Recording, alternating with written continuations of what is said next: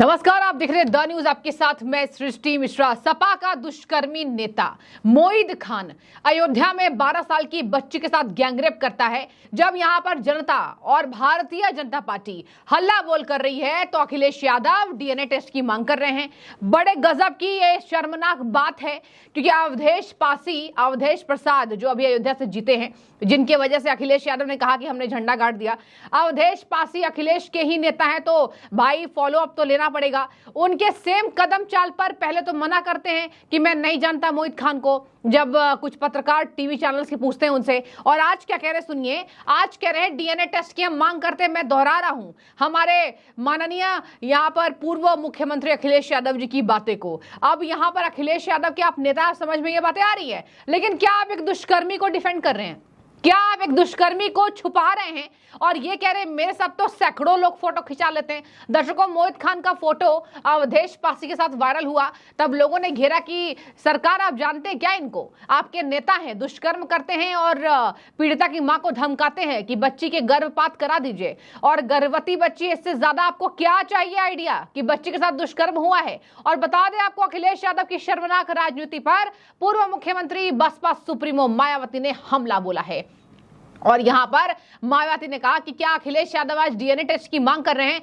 क्या वो बताएंगे कि उनकी सरकार में हुए इतने कितने कृत्यों पर आज तक आपने डीएनए टेस्ट करवाए हैं? क्या कितने कृत्य ऐसे सपा सरकार में हो गए, आपने कितने यहां डीएनए टेस्ट कराए हैं? आज बीजेपी की सरकार है तो आप डीएनए टेस्ट की मांग कर रहे हैं। यही वजह है कि अखिलेश यादव एक तरफा घिर चुके हैं। और बता दें आपको, अखिलेश यादव कह रहे हैं दोषियों को सख्त सजा हो। इसके बाद उनके नेता साफ दिखाई दे रहे हैं, उनकी बेकरी सील की गई, उनके खिलाफ, उसके साथ जो भी आरोपी हैं 4 के खिलाफ एफआईआर दर्ज की गई है। इसके बावजूद भी अखिलेश यादव बीजेपी के पीछे पड़े हुए हैं। आप इस बात से अंदाजा लगाइए कि अगर आज सपा सरकार होती तो डीएनए टेस्ट की तो बात कह रहे हैं, क्या पता इस बात को मिट्टी में मिला देते कि कोई दुष्कर्म नहीं हुआ है। यही होता है सरकारों का अंकुश ना लगा पाना अपने ऊपर। बीजेपी सरकार में हुए जितने भी कृत्य हैं उसका खूब हल्ला बोल करते हैं, लेकिन अपने सरकार में हुए सब कृत्यों को छुपाया, और आज बीजेपी सरकार में अपने नेता के द्वारा यह दुष्कर्म किया गया तो उसको भी छुपाते हुए नजर आ रहे। सुनिए जरा, सबसे पहले आपको सुनाऊंगी अवधेश प्रसाद क्या कह रहे हैं, और इस बार जो सांसद बने जिन्होंने यहां पर हराया है लल्लू सिंह को अयोध्या से। सुनिए जरा क्या कह रहे हैं इस दुष्कर्म की वारदात के बाद। कैसे कह रहे हैं कि मेरे साथ तो कई लोग फोटो खिंचाते हैं, और कैसे ये डिफेंड करने की कोशिश करते हैं। देखिए, जहाँ तक इस घटना का सवाल है, ये घटना बहुत ही दर्दनाक है और शर्मनाक है, और इस घटना की जितनी निंदा की जाए शब्द छोटा हो जाएगा। इस घटना से संबंधित जो भी लोग हैं उनकी विवेचना की जाए, सत्य का पता लगाया जाए, और जो भी दोषी हो कानून के हवाले रखकर उनके खिलाफ जो भी कानून सजा देता है सख्ती के साथ उनके खिलाफ कार्रवाई होनी चाहिए, जिनका इन्वॉल्वमेंट है। और इस दिशा में पुलिस को भी चाहिए, वरिष्ठ पुलिस अधिकारियों को चाहिए, विवेचक को चाहिए, जो आईओ होते हैं, जो तफ्तीश जिसको कहते हैं, कि किसी भी दबाव में, किसी भी के दबाव में ना करके दूध का दूध पानी का पानी अलग करें। और जहाँ तक पीड़िता का सवाल है, पीड़िता के साथ हमारी पार्टी, हम लोग पूरी तरह से खड़े हैं, उसको न्याय दिलाने के लिए पूरी तरह से खड़े हैं, उसमें कहीं शक शुबा के सवाल नहीं। आज अफसोस के साथ कहना पड़ रहा है कि भारतीय जनता पार्टी इस पर राजनीति कर रही है। मेरा विनम्रतापूर्वक ऐसे लोगों से निवेदन है कि ये राजनीति का मोमेंट नहीं है, ये पॉलिटिक्स का नहीं है, संवेदना का है, दर्दनाक घटना है, उसको न्याय दिलाने में लगें, और जो भी दोषी है उसके खिलाफ कार्रवाई की जाए, इनोसेंट को फंसाया न जाए, और इसको और अच्छा आने के लिए डीएनए टेस्ट लगा लिया जाए, डीएनए टेस्ट करा लिया जाए।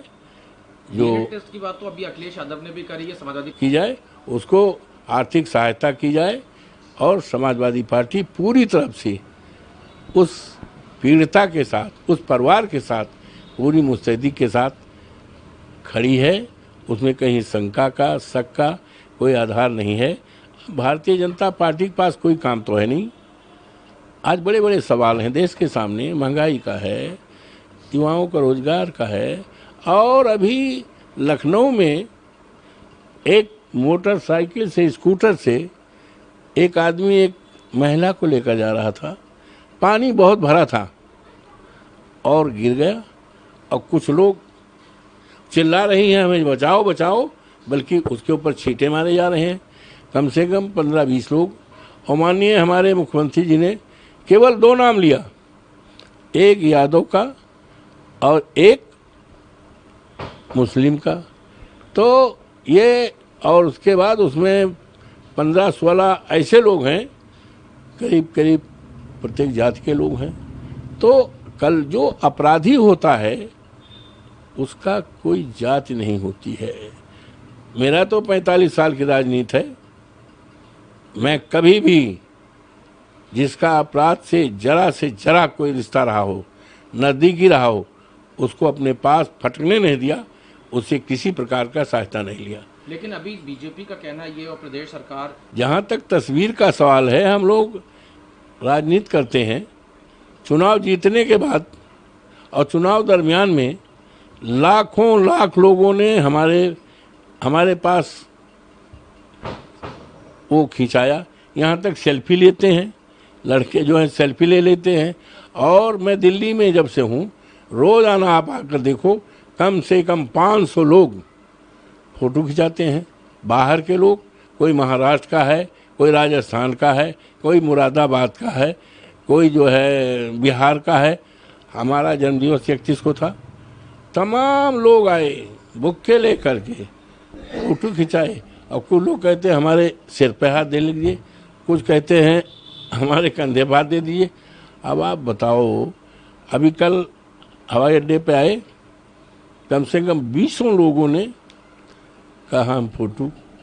तो फ़ोटो का जहाँ तक सवाल है, अगर फ़ोटो की बात की जाए तो बड़े बड़े नेता, बड़े बड़े ओहदे पर रहने वाले सब पोल पट्टी खुल जाएगी। लेकिन फ़ोटो को कोई नकार नहीं सकता, चाहे हम हों, चाहे आप हों, चाहे कोई भी पद ओहदा वाला हो।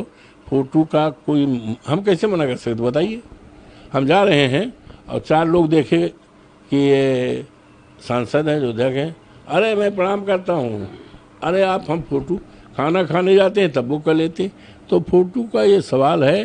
तो भारतीय जनता पार्टी को इस तरह की राजनीति करना नहीं चाहिए और भारतीय जनता पार्टी को पीड़िता के साथ न्याय करना चाहिए। सुना आपने। अब अमित मालवीय का आपको पोस्ट में पढ़ाती हूं। Amit Malviya BJP IT cell प्रमुख हैं। उन्होंने साफ तौर पर कह दिया, पहले तो मायावती ने हल्ला बोल किया दर्शकों, उसके बाद अमित मालवीय ने लिखा है अखिलेश यादव के ट्वीट को कोट करते हुए, जिस बच्ची के साथ सपा नेता दुष्कर्मी मोहित खान रेप करता है, सामूहिक बलात्कार करता है अपने सहयोगी, अपने दोस्तों के साथ मिलकर, वो नाबालिग है बच्ची। मोहित उसके पिता नहीं दादा का उम्र का होगा, क्योंकि लड़की निषाद समाज से आती है, दरिंदा वोट बैंक से। यहां पर भी देखिए, यहां पर इन्होंने कह दिया कि दरिंदा जो है वो वोट बैंक से आता है और लड़की जिसके साथ ये घटना घटित हुई है वो निषाद समाज से आती है। इसीलिए उसके गर्भवती होने के बावजूद उससे आज साक्ष्य मांगा जा रहा है। और सुनिए जरा दर्शकों, ये तक अमित मालवीय ने कह दिया कि जिसके वीर्य के चलते वो प्रेग्नेंट हुई है वो डीएनए टेस्ट में निकलेगा तो क्या आप मोहित खान को छोड़ देंगे? अगर मोहित खान का डीएनए टेस्ट मैच नहीं हुआ तो क्या मोहित खान आरोपी नहीं है? शर्म आनी चाहिए अखिलेश यादव को। और उसी पर अमित मालवीय ने उनको लताड़ लगाई है दर्शकों। कह रहे हैं कि डीएनए टेस्ट से क्या साबित करना चाहते हैं? सामूहिक बलात्कार में कितने लोग शामिल थे ये डीएनए टेस्ट के आधार पर तय होगा कि कितने लोग आरोपी हैं। जिस बलात्कारी के वीर्य से लड़की गर्भवती हुई है, क्या सिर्फ वही बलात्कार का दोषी है? कितनी सटीक बातें अमित मालवीय लिख रहे हैं। अखिलेश यादव को शर्म आनी चाहिए। कह रहे हैं कि जिसका डीएनए टेस्ट मैच होगा उसके खिलाफ ही कार्रवाई, और जिसके खिलाफ अधिकारी पड़े हुए हैं उस अधिकारी के खिलाफ भी कार्रवाई होनी चाहिए। मतलब आज अखिलेश यादव पुलिस पर, सरकार पर निशाना साध रहे हैं। अखिलेश यादव देखिए क्या कह रहे हैं। इनके अंतिम लाइन से आपको पता चलेगा कि अखिलेश यादव की मानसिकता मुख्यमंत्री नहीं है तो कैसी हो गई, सुनिए। लेकिन अगर डीएनए टेस्ट के बाद आरोप झूठे साबित हो जाए तो सरकार के संलिप्त अधिकारियों को भी ना बख्शा जाए। अधिकारियों पर सवाल उठा रहे हैं पूर्व मुख्यमंत्री आपके उत्तर प्रदेश के दर्शकों, और उत्तर प्रदेश की जनता में कमेंट करे कि कौन बढ़िया था, योगी सरकार का कार्यकाल जिस पर ये बुलेट ट्रेन चलाते अधिकारियों को और कहते सद्भावना वाले लोग पर बुलेट ट्रेन चलाएंगे, लखनऊ वाले वारदात हो जाए, अयोध्या वाले वारदात हो जाए। और ये अखिलेश यादव की ये हरकत है, कह रहे हैं जिससे डीएनए टेस्ट मैच होगा केवल वो आरोपी होगा, और जिसके खिलाफ अब अधिकारियों के खिलाफ भी सख्त एक्शन होना चाहिए जो इस पे घसीट रहे हैं। मतलब मोहित खान को शर्म नहीं आती है कहते हुए अभी भी उसका बचाव कर रहे हैं। और इसी पर मायावती ने लताड़ लगाई है कि आपके सरकार में कितने डीएनए टेस्ट करवाए थे आपने, क्या सपा सरकार में दुष्कर्म नहीं होता था? और सपा सरकार में तो इतने दुष्कर्म के ट्रैक रिकॉर्ड्स हैं जो अभी तक कांग्रेस सरकार ने पूरे नहीं किए हैं। समाजवादी पार्टी गुंडई के नाम से जानी जाती है। मुलायम सिंह यादव को रुतबा दादा भाई, गुंडों में रुतबा तो था ही, और ठीक है धरती पुत्र कहलाएं, काम तो अखिलेश यादव से कुछ बेहतर करके गए, तभी पिता का नाम ज्यादा बड़ा है। अखिलेश का केवल एरोगेंस में नाम है और कहा जाता है कि बहुत बदतमीजी से बात करते पत्रकारों से। मुख्यमंत्री ना बन पाए इस बार तो उस चीज का मलाल है, और यही वजह है कि आज मायावती भी यहां पर उनको लताड़ लगाती नजर आई है। मोहित खान के खिलाफ बुलडोजर चल चुका है, उसके 4 सहयोगी पर एफआईआर दर्ज है, उसके बेकरी को सील किया गया है। आज सख्त कार्रवाई होगी क्योंकि आपके पास योगी जी हैं, आपके सीएम मुख्यमंत्री योगी आदित्यनाथ हैं। अब देखते रहिए, ये तो 24 के लोकसभा चुनाव में कुछ सीटें बढ़ने का परिणाम है। अब देखने वाली बात होगी इस एक्शन के बाद समाजवादी पार्टी घुटने टेकती है या नहीं। बने रहिए, जो भी राय हो रखिए। शुक्रिया।